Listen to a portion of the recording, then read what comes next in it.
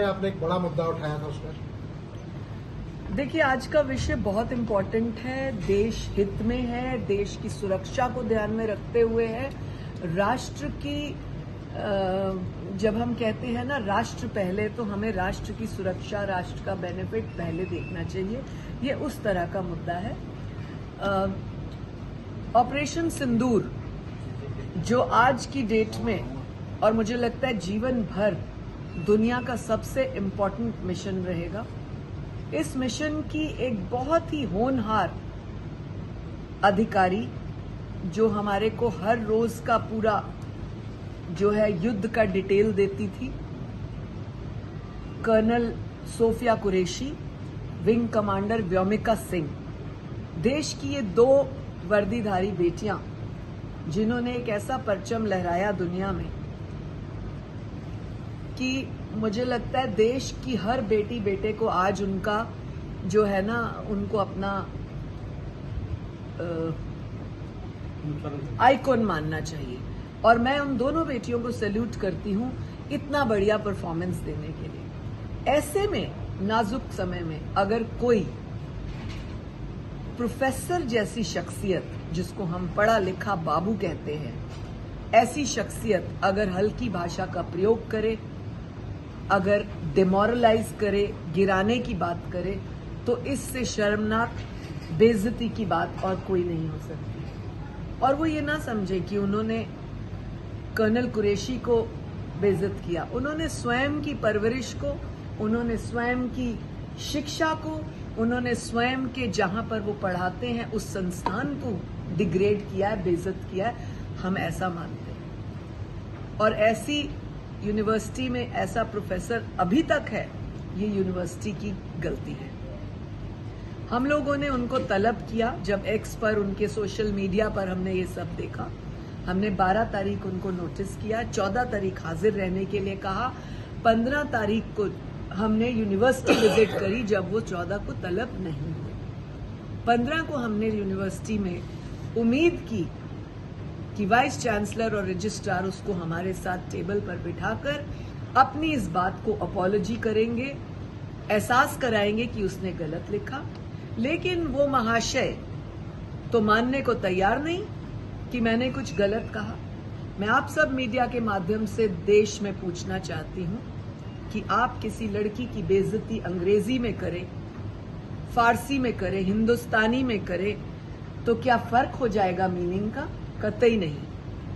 लड़की को डिग्रेड करना, उसको घटिया बोलना, हल्की भाषा का प्रयोग करना और खास तौर से अ वुमेन इन यूनिफॉर्म जो सैल्यूट के काबिल है हर पल, उसको इस तरह से करना तो और घटिया बात है।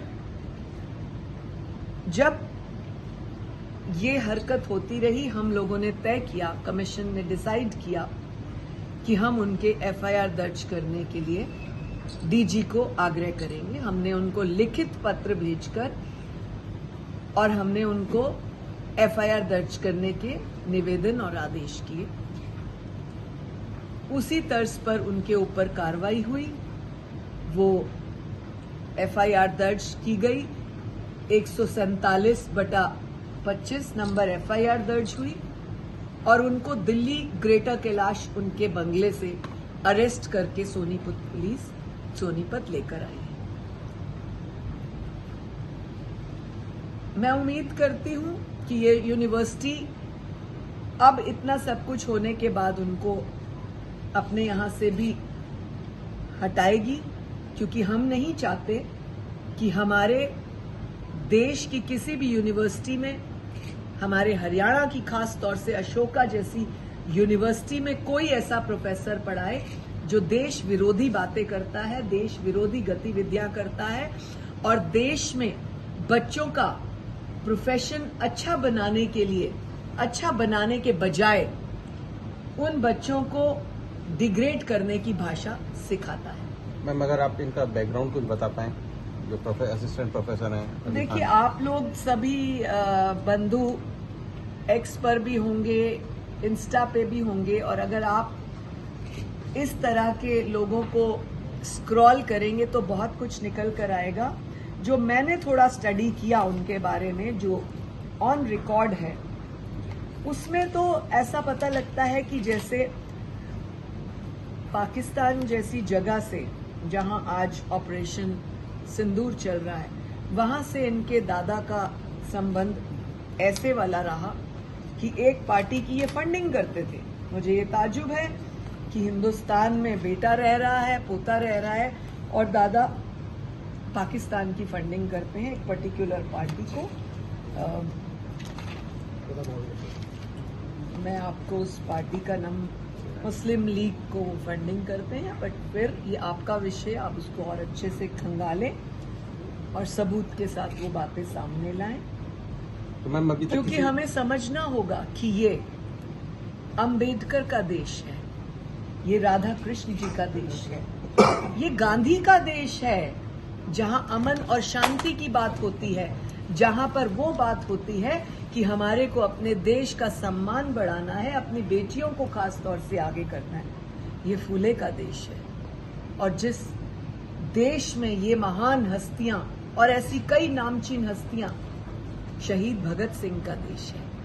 हम सबको विचार करना होगा, ऐसे महान हस्तियों के देश में अगर प्रोफेसर अली खान जैसे लोग हमारी आने वाली जनरेशन्स को, हमारे आने वाली नस्लों को डिग्रेड करना जानते हैं, छोटी बात कराना जानते हैं, उनको गलत रास्तों पे ले जाना चाहते हैं, तो हमारे देश के वो वीर सिपाही, हमारे देश के वो नेता इन बच्चों की रक्षा करना भी जानते हैं।